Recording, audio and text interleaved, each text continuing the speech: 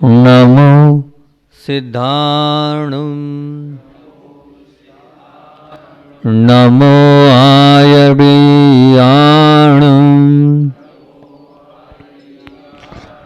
नमो वज्रायाणुं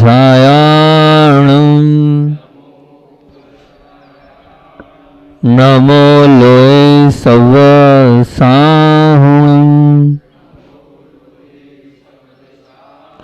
नमो अरिहंताणुं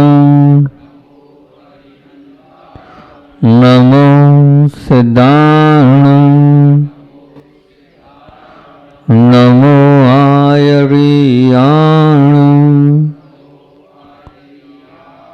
नमो वज्रायाणुं नमो लोय सवसाहुं नमो अरुहंताणुं नमो सिद्धाणुं नमो आयर्याणुं नमो वज्रायाणुं नमो लोय सवसाहुं।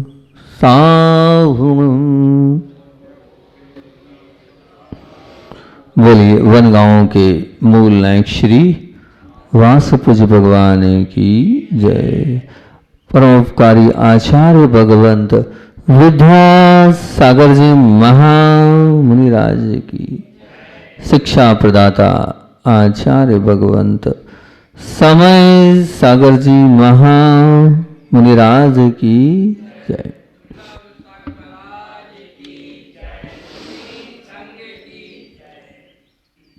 भगवान बनना है, भगवान के बाजू में बैठना है, वो भगवान बनने की कला को आत्मसात करना, वो हैसियत को अपने अंदर लाना है। और अपना मंगलाचरण क्या है कि तीर्थंकर बनना है तो हिंसा का तांडव हटाना होगा, तीर्थंकर बनना है तो झूठ का वमन करना होगा, तीर्थंकर बनना है तो चोरी का दामन छोड़ना होगा, तीर्थंकर बनना है तो कुशिल का जाल तोड़ना होगा, और तीर्थंकर बनना है तो परिग्रह का आग्रह छोड़ना होगा, तीर्थंकर बनना है तो जीवन को निर्दोष बनाना होगा, तीर्थंकर बनना है तो सप्तशील की ओर मुड़ना होगा, और तीर्थंकर बनना है तो अष्ट प्रवचन मातृकाओं की ओर झुकना होगा। अपनी बात परिग्रह का आग्रह छोड़ने की चल रही है। और आप लोगों से बात करी थी कि अभाव का ही आकर्षण, अभाव का ही आकर्षण मनुष्य को सतत अधिक की ओर दौड़ने के लिए मजबूर कर देता है। जहां अभाव की भावना होती वहां अधिक अधिक अधिक की दौड़ में चले जाते हैं। और बस जीवन में जिसने अभाव को केंद्र बिंदु बनाया, अभाव की इस खाई को पाटने के लिए अधिक के वास्ते जीवन को सक्रिय बनाता रहता है, और हमेशा किसका इनविटेशन देता है? वो अनिष्ट का अपने आप इनविटेशन होता चला जाता है। अब आप इसी विषय को लेकर और अच्छी बात आपके बीच में रखता हूं। आप इस मानव का तेज क्या है? तेज समझते हो? तेज, तेज समझ रहे हो? तेज किसको बोलते हैं? आपकी आभा, आपकी ऊर्जा, आपका वो आभा मंडल, वो क्या है? तो मानव का तेज क्या है? आप ये समझते हो कि क्रीम लगा लिया, पाउडर लगा लिया, या वो ब्यूटी पार्लर में चले गए, या खूब अच्छा कर लिया तो वो तेज हो जाएगा। उससे आपकी क्या, चारों तरफ आपके चेहरे को देखकर सब प्रभावित हो जाएंगे। लेकिन मानव का तेज और कुछ है, बताता हूं। मानव का तेज क्या है? मानव का तेज है निरपेक्षता। बहुत ध्यान से सुनना, बहुत अच्छी चीज बता रहा हूं आज आपको प्रवचन में। मानव का तेज है निरपेक्षता। निरपेक्षता मतलब क्या?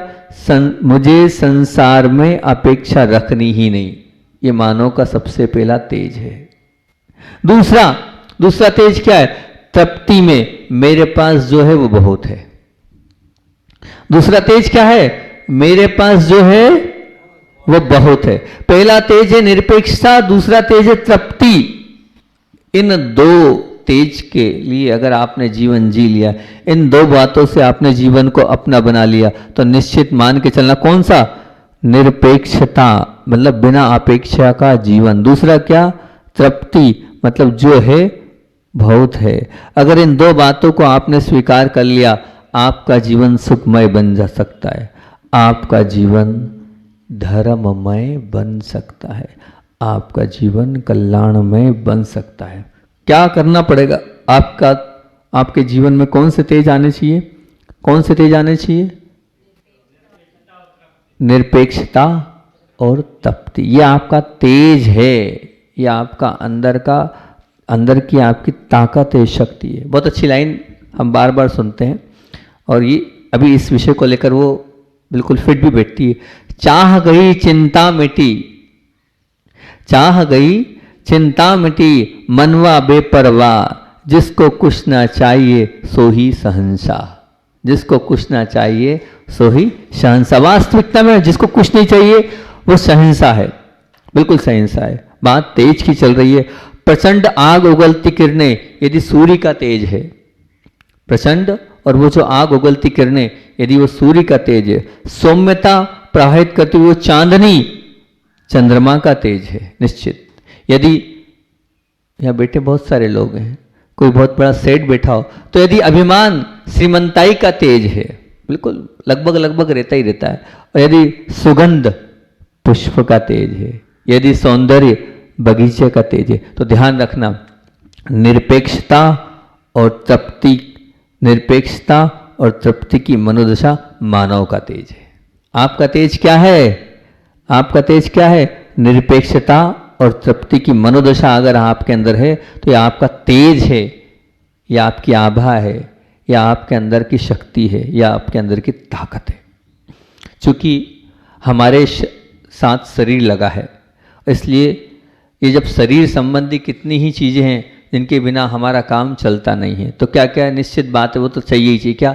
भोजन चाहिए, पानी चाहिए, रहने को आवास चाहिए, बिल्कुल ये शरीर की आवश्यकता है। क्योंकि शरीर के साथ एक और चीज़ लगी हुई है, आत्मा। आत्मा भी प्रतिष्ठित है, तो इसलिए आत्मा संबंधी तत्वों में भी हमारा कुछ ऐसी आत्मा के तत्व है जो निश्चित तौर से चाहिए। क्या? आत्मा को भी चाहिए क्या? प्रेम, करुणा, यह आत्मा का स्वभाव है। करुणा, आनंद, वात्सल्य, सभी तत्व आत्मा के साथ समाहित है। परंतु जीवन में जो कष्ट हो रहे हैं, जीवन में जो तास हो रही है, जीवन में जो पीड़ा हो रहे हैं, वो किसके कारण हो रहे हैं?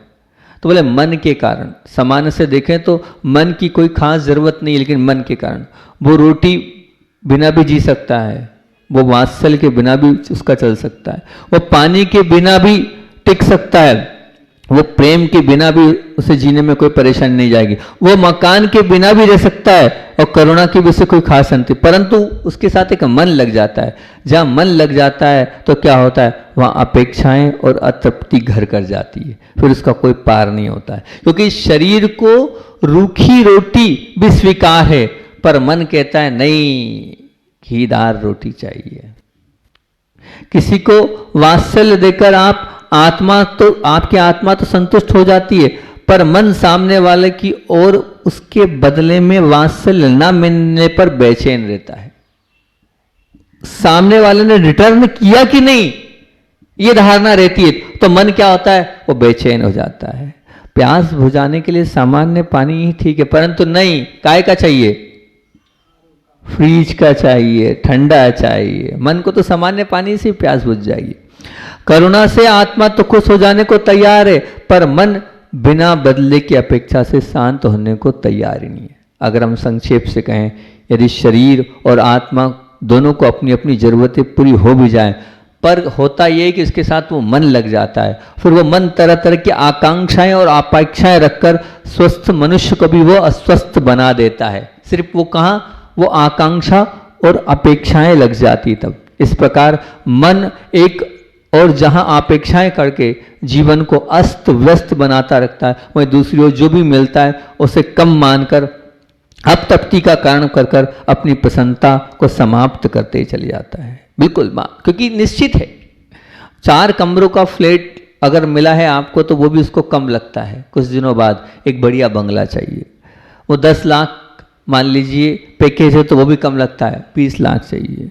अब मान लीजिए 100 लोगों के बीच में भी सम्मान किया जा रहा है तो उसको लगता है नहीं, मेरी पोजीशन ऐसी थोड़ी है कि 100 लोगों के बीच में और इतने कम शब्दों से बोला जा रहा है। मैं क्या हूं, मैं क्या हूं, मैंने क्या किया है, ये मेरा महत्व ही नहीं समझ रहे, मेरा मूल्य ही नहीं समझ रहे, मेरी कीमत ही नहीं समझ रहे, मेरा अस्तित्व ही नहीं समझ रहे, मैं किस प्रकार का व्यक्तित्व हूं। एक दो शब्द बोलकर मेरा सम्मान कर दिया गया। यह अपेक्षा, अंदर की भूख, इसी कारण आप या तृप्ति नहीं हो रही है आपको। इसीलिए सतत तृप्ति की आग में सिकने वाला, तृप्ति नहीं अतृप्ति की आग में सिकने वाला ये मन कभी भी शांति का अनुभव नहीं करने देता, बिल्कुल बिल्कुल नहीं करने देता। और आत्मा को कभी भी स्थिर नहीं होने देता। जो भी मिला है उसका स्वस्थता पूर्वक उपयोग नहीं करने देता आपका मन, बिल्कुल मान के चलना।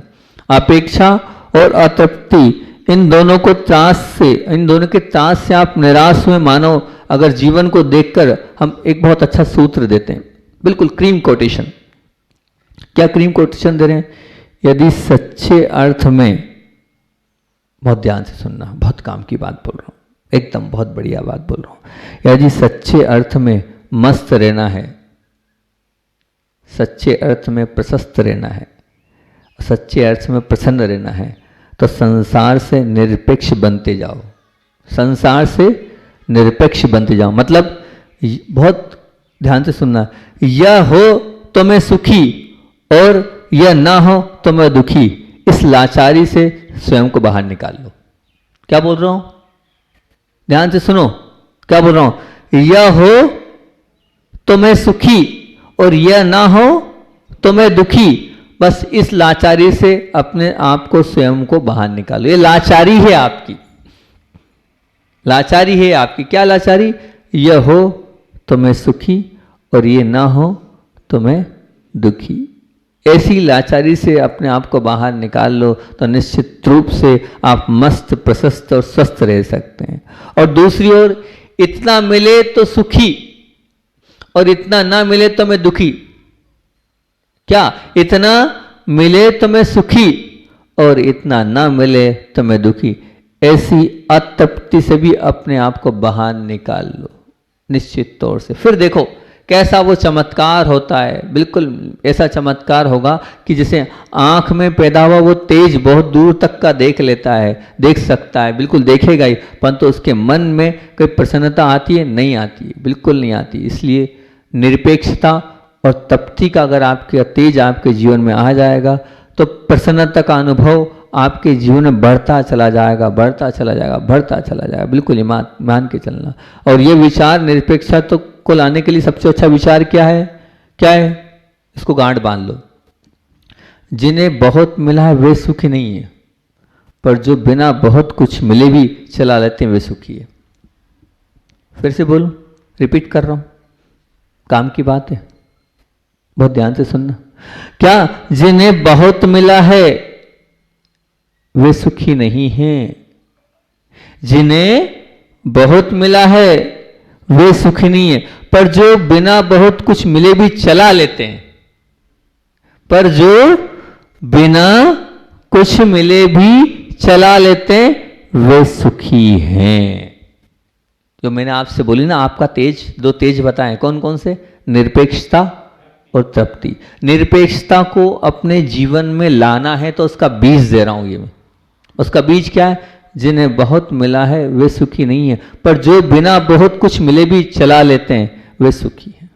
बिल्कुल बिना कुछ मिले भी हम सब कुछ प्राप्त, अपने आप को संतुष्ट कर सकते हैं कि नहीं, बहुत मिल भी गया तो क्या होगा और बहुत नहीं भी मिला तो क्या होगा। जो मुझे मिला है वो कम नहीं है, उससे मैं स्वीकार करता हूं। और दूसरी बात क्या है कि तृप्ति को कैसे ला सकते हो आप? तो तृप्ति को लाने का तरीका क्या है? मेरे पास बहुत तो नहीं है, मेरे पास बहुत तो नहीं है, परंतु जो है वो बहुत है।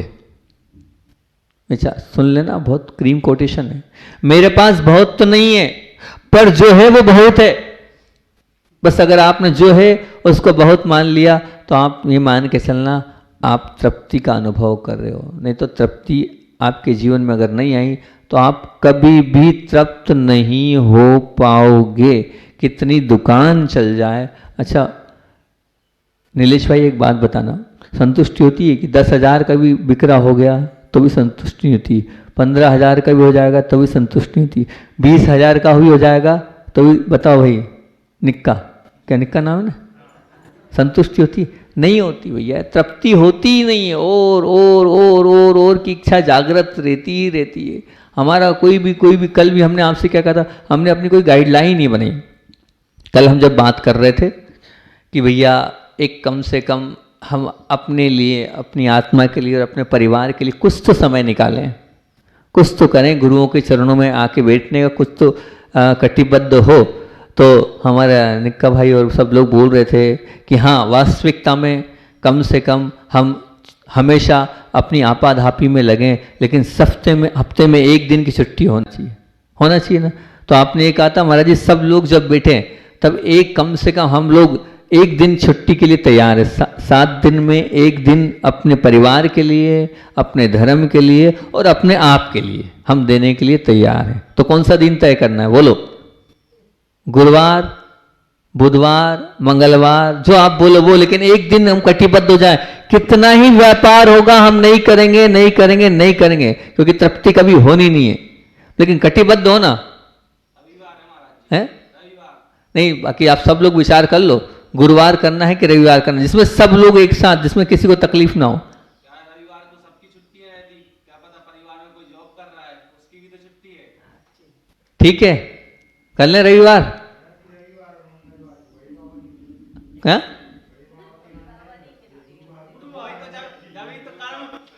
हाँ? बड़े बाबा नहीं मिलते तो क्या दिक्कत है? भीड़ में धक्का खाते खाते दर्शन होंगे तो और अच्छा बड़े बाबा के, और तपस्या होगी। हैं? गुरुवार? नहीं, ऐसा नहीं, आप सोच लो, विचार कर लो, और विचार करने के बाद एक दिन तय कर लो। कम से कम हमारा इतना तो हो जाएगा कि 7 दिन में एक दिन आपने प्रभु, गुरु और अपने परिवार के लिए निकाला, तो मानूंगा बहुत बड़ा काम हो गया, बहुत बड़ा कार्य आपने कर लिया। क्योंकि बाहर जो बड़ी बड़ी सिटीज़ होती हैं, वहाँ तो हफ्ते में एक दिन दुकान बंद रहती है, वहाँ तो वो ऑफिस वालों को भी छुट्टी मिलती है। लेकिन आप गाँव वाले नहीं मानते, गांव में कभी भी वो बंद होता ही नहीं। छोटे जो गांव होते हैं वो प्रतिदिन चलता है। तो कब तक आपाधापी करोगे? कब तक? थोड़ा तो विराम दो। बताओ, आप विराम ही नहीं दे रहे अपने शरीर को। वही सुबह से उठ जाते हो, चालू हो जाते हो। हम देखते हैं नीलेश भाई को सुबह से उठ जाते हैं, लग जाते हैं, उधर रात तक लगे हैं। तो कोई तो देखो, हम दिखता हमको, थोड़ा सा वैसा बाजू मुड़ के देख लेते हैं। तो थोड़ा तो विराम दो अपने आप को। हफ्ते में एक दिन आपको कम से कम प्रभु और गुरु के लिए और अपने आप के लिए और अपने परिवार के लिए समर्पित करना चाहिए। उससे हमारा आपस का प्रेम, वात्सल्य, स्नेह कमाते तो जाएंगे, लेकिन तृप्ति होने नहीं वाली है। और फिर मैंने एक ही बात बोली और हमेशा बोलता हूं, यहां लिखा है ना, ये यहां जो लिखा है ना, वो कोई नहीं छोड़ा सकता आपका।